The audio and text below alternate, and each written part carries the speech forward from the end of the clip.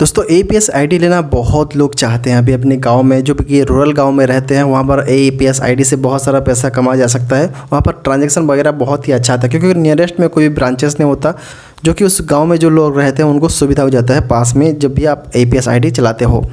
तो दोस्तों इस वीडियो में मैं आपको बताऊंगा कि एपीएस आईडी लेने से पहले आपको ये कुछ चीज़ें आपको ध्यान में रखना होगा। खास करके आपको फ्री वाला एपीएस आईडी जब आप लेते हो वो किस में आपको थोड़ा सा ध्यान देना होगा और आपको कौन से एंगल में ध्यान देना होगा और आपको क्या क्या ध्यान देना होगा, मैं सारा कुछ इस वीडियो में आपको बताने वाला हूं। तो चलिए वीडियो को स्टार्ट करते हैं। तो दोस्तों जब भी कोई बंदा एपीएस आईडी लेना चाहता है वो हड़बड़ी कर देता है। हड़बड़ी करने का मतलब है कोई बोलता है फ्री में ले जाओ या फिर 200 रुपये दे दो, 500 रुपये दे दो और चलाओ आईडी है, तो वो बिना सोचे समझे वो लेके चला देते हैं।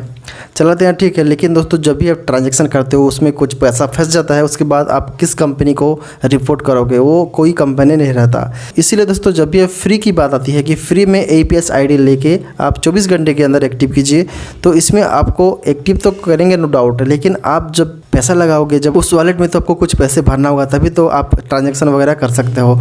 इसीलिए दोस्तों जब भी आप फ्री की बात आती है तो आपको क्या क्या ध्यान देना होगा।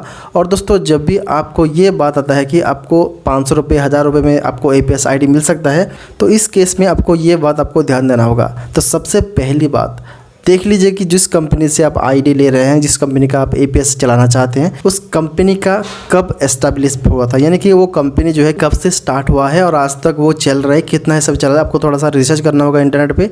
तो उसमें अगर कोई फॉल्ट होता है तो कंपनी ऑटोमेटिकली बंद होता है। लेकिन पुराना कंपनी है और ब्रांडेड है तो आप देख लीजिए उस हिसाब से, वो अगर ठीक है तो देख लीजिए आप कर सकते हो। लेकिन अगर वो नया कंपनी है तो आप एपीएस आईडी तो लेना मुश्किल। उसके बाद सेकंड नंबर की बात करते हैं। सेकंड में चार्जेस देख लीजिए कितना है। 500 रुपये 1000 रुपये देना बड़ी बात नहीं है, लेकिन जब आप पैसा डालोगे तभी तो आप ट्रांजेक्शन कर सकते हो। इसीलिए जब भी आप एसबीआई सीएसपी और कोई भी ब्रांडेड बैंक या सीएसपी लेते हैं तो उसमें क्या होता है कि आपको 20-25 हज़ार रुपये भले ही लेते हैं पहले, लेकिन वो बाद में फ्रॉड का काम नहीं करता। ठीक है, तो इसीलिए आपको एपीएस का आईडी लेते वक्त आपको ये ध्यान देना होगा 2000 के अंदर आप लेते हैं या फिर कोई भी बंदा लेता है तो आपको उस कंपनी का सबसे पहले एस्टैब्लिशमेंट ईयर चेक करना होगा, यानी कि वो कंपनी कब से स्टार्ट हुआ है और आज तक उसका परफॉर्मेंस कैसा है। और सेकंड बात जो कि बहुत ही इंपॉर्टेंट है, बहुत ही ज़रूरी है आपको जानना, बहुत लोग गलती कर देते हैं इसमें, उसका गवर्नमेंट अप्रूव्ड लेटर आपको मांगना होगा। उसको गवर्नमेंट अप्रूव्ड सर्टिफिकेट होता है जब भी कोई भी एपीएस का आईडी लेता है या फिर जो भी कंपनी गवर्नमेंट से अप्रूव लेता है, क्योंकि ऐसा तो कोई नहीं कि कोई भी खोल सकता है, ऐसा नहीं है। एपीएस का डिस्ट्रीब्यूटर खोलना या फिर एपीएस का जो कंपनी एस्टैब्लिश करना, वहाँ पर भी आपको गवर्नमेंट का अप्रूवल लेना पड़ता है। वहाँ पर आपको पूछना होगा उस कंपनी से कि गवर्नमेंट का अप्रूव्ड सर्टिफिकेट आपके पास है या फिर अगर है तो आप दीजिए। मान लीजिए एक कंपनी का नाम है A to Z कंपनी, ठीक है, तो ऐसा भी हो सकता है कि A to Z का सब ब्रांड भी होता है जो कि B and C होता है। तो उस सर्टिफिकेट में आपको मेंशन क्या होगा clearly, authorisation for cash withdrawal deposit, ऐसा कुछ लिखा होगा उसमें। उसके बाद आधार एनेबल पेमेंट सिस्टम, उसमें कुछ लिखा हुआ है ऐसे। और A to Z कंपनी का बाय नेम मेंशन किया होगा, ऐसा नहीं कि B and C वो कंपनी बोलेगा नहीं ये A to Z का मेन ब्रांच है, ये सब ब्रांच है, ऐसा कुछ नहीं है। आपको A to Z कंपनी से ले रहे हो तो A to Z कंपनी का उस सर्टिफिकेट में नाम होना चाहिए। अगर ऐसा नहीं है तो आपको उस आईडी लेना नहीं है मेरे हिसाब से। अगर आप ले सकते हो तो ले सकते हो, बेशक कोई दिक्कत नहीं, लेकिन अगर आप पैसा गंवाना नहीं चाहते हैं तो आप उसे थोड़ा सा रिसर्च करने के बाद ही आप आईडी ले सकते हो। क्योंकि आजकल बहुत सारे ऐसे फ्रॉड कंपनी घूम रहे हैं, आपको फ्री में तो आईडी दे देंगे, लेकिन आपका जो आईडी होगा उसके बाद उसमें जो पैसा होगा वो कब से ट्रांसफ़र कर लेंगे, क्योंकि वो सारा जो है एक्सेस करता है उसके अकाउंट से ही, वो ही सब मैनेज करते हैं, वो ऑपरेट करते हैं, वो एक्सेस करते हैं। आपकी जो आईडी पासवर्ड होता है उसका कोई मतलब नहीं।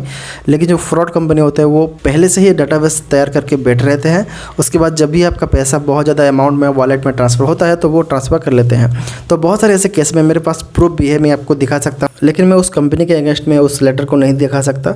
ठीक है, तो मेरे एक व्यूअर ने मेरे को सेंड किया था, स्क्रीनशॉट भी है मेरे पास, कंप्यूटर का एक ट्रांजैक्शन का डिटेल्स मेरे पास है जो कंपनी की तरफ से वो डिस्ट्रीब्यूटर लिया था। ठीक है, तो बहुत सारी ऐसी कंपनी है जो कि आपको फ्री में आईडी दे देंगे या फिर 500-1000 रुपये में दे देंगे, उस पर आपको थोड़ा सा गौर देने वाली बात है। और जब भी आप लेते हैं आईडी तो इन सभी चीज़ों पे आपको थोड़ा सा रिसर्च करने के बाद ही आप आईडी ले सकते हैं, ताकि आप बाद में भी जितना पैसा इन्वेस्ट करोगे उसमें आपको कुछ तो रिटर्न मिलेगा। नहीं तो आप लाख रुपए इन्वेस्ट कर दोगे, लेकिन अगर आपका 50,000 रुपया तो ऐसे ही डूब गया तो आपका 50,000 तो लॉस हो गया। उसके बाद 50,000 रुपया कमाते कमाते आपका कितना साल हो जाएगा। इसीलिए आपको ध्यान देना होगा दोस्तों, APS ID लेते वक्त आपको ये कुछ बातें आपको ध्यान देना होगा।